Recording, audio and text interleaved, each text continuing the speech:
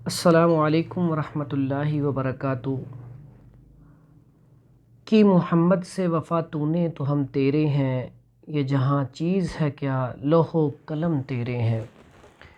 ہمارا جو آج کا موضوع ہے بہت ہی اہم، مفید، اور آج کل جو ہم معاشرے میں دیکھتے ہیں تو یہ بیماری ہمیں بہت زیادہ نظر آتی ہے، اس کے حوالے سے ہے۔ تو اس کے بارے میں پہلے بھی آپ لوگوں نے بہت ساری ویڈیو دیکھی ہوں گی، اس کے اوپر میری بھی پہلے ایک ویڈیو آ چکی ہے۔ یہ چونکہ ٹاپک بہت لمبا ہے تو آج بھی میں انشاءاللہ چند گزارشات آپ کے سامنے پیش کروں گا، اس کے حوالے سے جو میرے تجربے میں آئیں وہ انشاءاللہ آپ سے شیئر کروں گا۔ ویسے تو یہ ٹاپک کافی لمبا ہے لیکن کوشش کروں گا اس میں جو مین چیزیں ہیں وہ آپ کو بتا دوں۔ سب سے پہلے ہمیں سمجھنا ہوگا شوگر بیسیکلی ہمارے جسم کے اندر جو لبلبہ ہے وہ انسولین پیدا کرتا ہے۔ جب اس کے اوپر سوزش آ جاتی ہے تو وہ اس کا کام سلو ہو جاتا ہے۔ اس میں سب سے پہلا مسئلہ ہوتا کیا ہے؟ ہم کھانے میں جب روٹین ہماری غلط ہوتی ہے، جب ہم کھانے میں توجہ نہیں کرتے، فاسٹ فوڈ، بیکری آئٹمز اور محنت مشقت والے کام جب سے ہم نے کم کر دیے ہیں تب سے شوگر جو ہے وہ بڑھنا شروع ہو گئی ہے۔ آج معاشرے میں دیکھیں شوگر کون سے طبقے کو زیادہ ہے؟ تو پہلے بات کر لیتے ہیں ہم اس کے اسباب کی۔ اس کے اسباب کون سے ہیں؟ تو اس کے اسباب سب سے پہلے تو کھانے کی ٹائمنگ کا نہ ہونا۔ آپ کی کھانے کی ٹائمنگ اگر ہم دیکھیں تو جو ہمارے آباء و اجداد ہیں صبح کا ناشتہ نماز کے بعد کرتے تھے، دوپہر کا کھانا 1 بجے کھاتے تھے یعنی کہ ظہر کی نماز کے بعد، اور شام کا کھانا مغرب کی نماز کے بعد کھاتے تھے۔ اور آج بھی جو لوگ کھانے کی جن کی روٹین ایک ہے وہ آج بھی فٹ ہیں۔ اس کے بعد ہماری ورکنگ، انہوں نے تھوڑا سا کام بھی کرنا ہوتا تھا، تھوڑے سے دور بھی جانا تو وہ پیدل چل کے جانا ہوتا تھا۔ آج ہم سہولتوں کو دیکھتے ہیں، جب بھی کوئی کام جانا ہو ہم موٹر سائیکل کا استعمال کرتے ہیں یا گاڑی کا استعمال کرتے ہیں۔ کھانے میں ہماری روٹین یہ ہے کہ ہم نے صبح کھانا کھا لیا، اچھا ناشتہ کر لیا، دوپہر کو بھی کھانا کھا لیا، شام کو بھی کھانا کھا لیا۔ ہم یہ نہیں دیکھتے کہ ہمیں وہ کھانا ہضم بھی ہوا کہ نہیں۔ کیا ہم نے کبھی سوچا ہے؟ اب جب ہمیں کھانا اچھی طرح ہضم نہیں ہوتا اس سے کیا پیدا ہوتا ہے؟ قبض، دائمی قبض۔ اب دائمی قبض کیا ہوتی ہے؟ کچھ لوگوں کو اس کا بھی پتہ نہیں ہے۔ ایک ہوتا ہے باتھ روم آپ کو کبھی آ گیا، 2-3 دن نہ آیا، یہ ہوتی ہے عام قبض۔ دائمی قبض زیادہ خطرناک ہے۔ باتھ روم آپ کو کبھی ٹھیک آ جائے، پخانہ کبھی سخت آ جائے، کبھی آئے ہی نہ، روٹین کا نہ ہونا۔ اگر یہ کچھ عرصہ رہ جائے تو اس سے مسئلہ کیا پیدا ہوتا ہے؟ جگر فیٹی ہو جاتا ہے، لبلبہ کے اوپر سوزش آ جاتی ہے، پھر اس کے بعد دل کمزور ہونا شروع ہو جاتا ہے، گردوں کے اندر ضعف پیدا ہو جاتا ہے، جسم میں کمزوری پیدا ہو جاتی ہے، کولیسٹرول بڑھ جاتا ہے، اور بعد میں کچھ لوگ گرم دوائیاں زیادہ کھاتے ہیں، صفرا کی زیادتی ہو جاتی ہے۔ اس سے ہوتا کیا؟ جتنی بھی خون والی وینیں ہیں ان کے اندر تنگی پیدا ہو جاتی ہے، اور خون اتنا گاڑھا ہو جاتا ہے، بعض اوقات انسان بیٹھا ہوتا ہے اس کی ٹانگیں سو جاتی ہیں، بعض اوقات بازو سو جاتے ہیں۔ اور جو لوگ اس میں طاقتور دوائیاں زیادہ کھاتے ہیں، جیسے کوئی بھی طاقتور دوائی استعمال کی، جب قوت میں کمی آ گئی تو اس سے نقصان کیا ہوتا ہے؟ پاؤں کے نیچے جلن آنا شروع ہو جاتی ہے۔ تو سب سے پہلے ایک بات ذہن میں بٹھا لیں، یہ بہت بڑی چیز نہیں ہے، آج کل بہت سارے لوگوں کو ہے، لیکن زیادہ تر جو لوگوں کو شوگر ہے ڈرے نہ، وہ صرف سٹمک کی وجہ سے ہے، معدے کی وجہ سے ہے۔ اور بہت سارے میرے پاس پیشنٹ آتے ہیں جو الحمدللہ پہلے ان کو انسولین لگ رہی تھی یا بہت طرح کی ٹیبلٹ کھا رہے تھے، صرف میں نے ایکسرسائز کا مشورہ دیا، پرہیز کا بتایا، الحمدللہ آج وہ نارمل زندگی گزار رہے ہیں۔ اور آپ کبھی بھی یاد رکھیں، کوئی بھی دوائی ہو، چاہے وہ ایلوپیتھک ہو، ہومیوپیتھک ہو یا ہربل ہو، مستقل دوائی استعمال نہیں کرنی چاہیے۔ شوگر میں سب سے پہلا کام آپ یہ کریں، پرہیز۔ جتنی بھی میٹھی چیزیں ہیں جو ہم میٹھی چیزیں بناتے ہیں فاسٹ فوڈ میں، بیکری آئٹمز میں خاص کر کے، اور گھروں میں میٹھی چیزیں ہم بناتے ہیں، مٹھائی وغیرہ یا اور بھی چائے وغیرہ، میٹھی چیزوں سے پرہیز کیا جائے۔ اس کے بعد اب اس کے ہم بات کرتے ہیں، جو میں نے آپ کو نقصان اسباب بتائے، اب اس کے نقصانات کیا ہیں۔ سب سے پہلا نقصان جو میں نے آپ کو بتایا تھا، جگر فیٹی ہوتا ہے۔ جب جگر فیٹی ہوتا ہے تو اس سے جگر سست ہو جاتا ہے، اس کے اندر کمزوری واقع ہو جاتی ہے۔ سب سے پہلا نقصان کیا، شوگر والا پیشنٹ جب بھی آپ کو ملے گا اس کے اندر کمزوری کافی زیادہ ہو جائے گی، بعض اوقات ان کا ویٹ کم ہونا شروع ہو جاتا ہے، مردانہ قوت میں بہت زیادہ کمی آ جاتی ہے، پھر پیشاب کا بار بار آنا، گردوں کا کمزور ہو جانا۔ اور آپ ایک بات یاد رکھیں، جو شوگر کا پیشنٹ ہو جاتا ہے کچھ عرصے بعد وہ ٹینشن پریشانی کی وجہ سے شوگر کی ٹیبلٹ یا انسولین کچھ نہ کچھ وہ ہربل دوائی یا کچھ نہ کچھ کھانا شروع ہو جاتا ہے۔ اب جب وہ دوائیاں کھاتا ہے کچھ عرصہ، اب وہ دوائیاں کھانے سے یہ ہوتا ہے کہ اس نے ٹیبلٹ کھائی، اب کھانے سے اس کی شوگر نارمل پہ آ گئی، وہ میٹھا ہر چیز کھانا شروع ہو جاتا ہے۔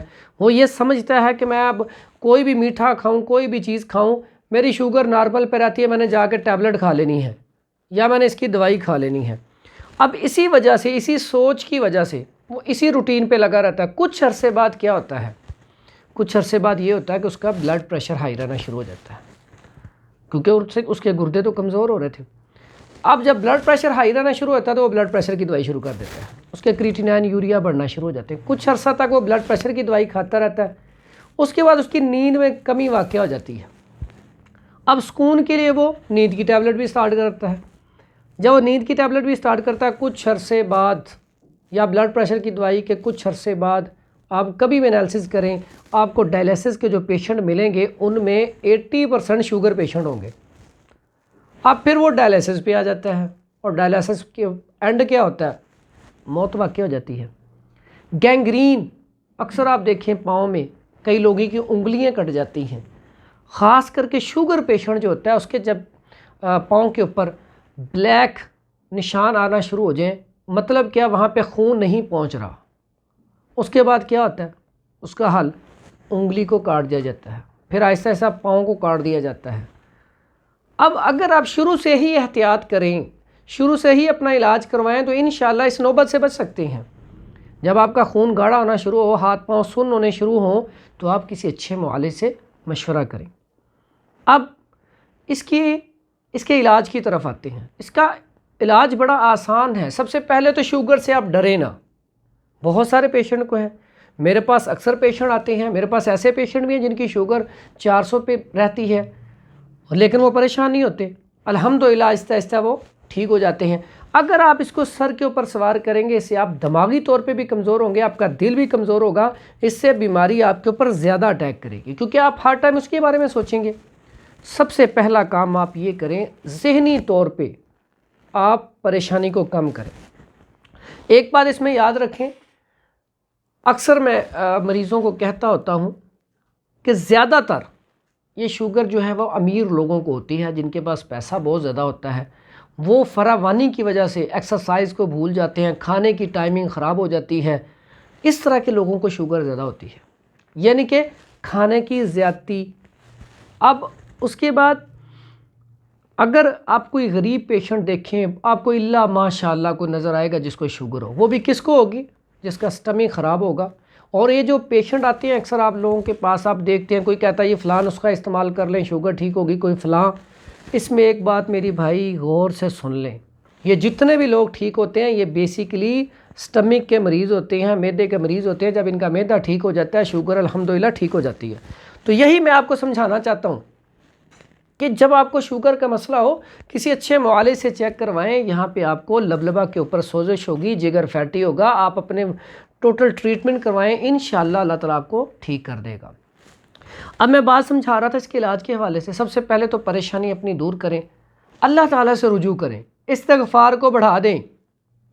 اور آج آپ کو میں ایک بات بتانے لگا ہوں، اگر آپ یہ دعا ساتھ پڑھیں تو انشاءاللہ آپ کی شوگر بڑی جلدی نارمل ہو جائے گی۔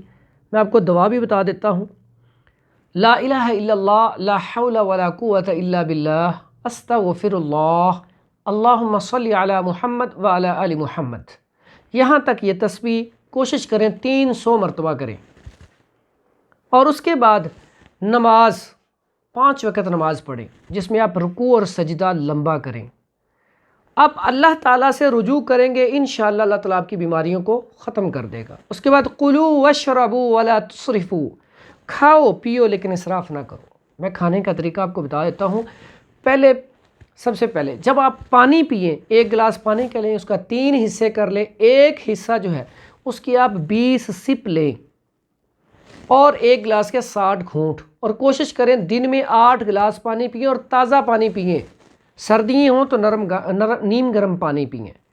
اس کے بعد آ جائیں آپ کھانے پہ، چھوٹا لقمہ لیں، اس کو کم از کم 20-25 دفعہ اچھی طرح چبائیں، اس کے بعد اس کو آگے نگلیں تاکہ اس میں سلائیوا تھوک شامل ہو جائے۔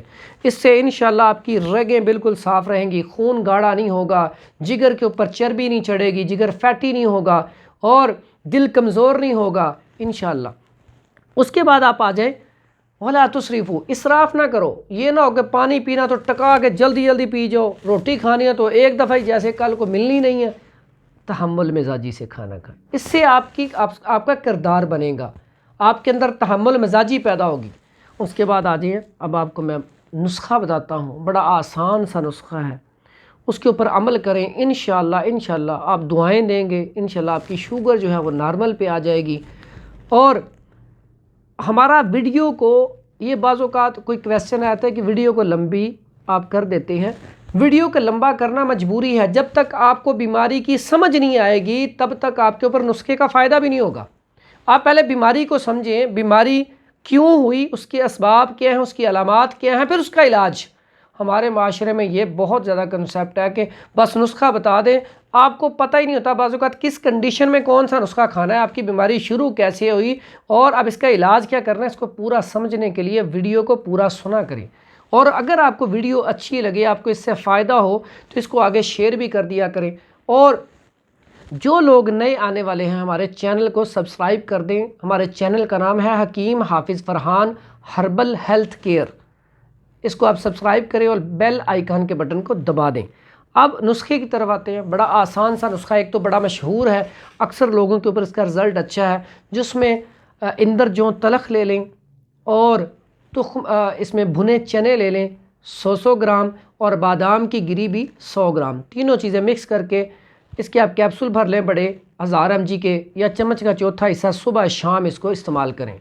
نسخہ ایک دفعہ پھر آپ نوٹ کر لیں، اندر جو تلخ 100 گرام، اس کے بعد بھنے چنے 100 گرام، اور دیسی گربندی بادام کی گری 100 گرام، یہ بہترین ہے۔ اس کو مکس کر کے 1000 mg کے کیپسول یا چمچ کا چوتھا حصہ۔ اس کے بعد ایک اور نسخہ بڑا ہی زبردست، بڑا کمال، میرا بہت زیادہ چلتا ہے، پہلے بھی اس کے اوپر ویڈیو تھی، بہت زیادہ لوگوں نے دیکھی اور پسند کی اور اس سے بہت زیادہ فائدہ ہوا لوگوں کو۔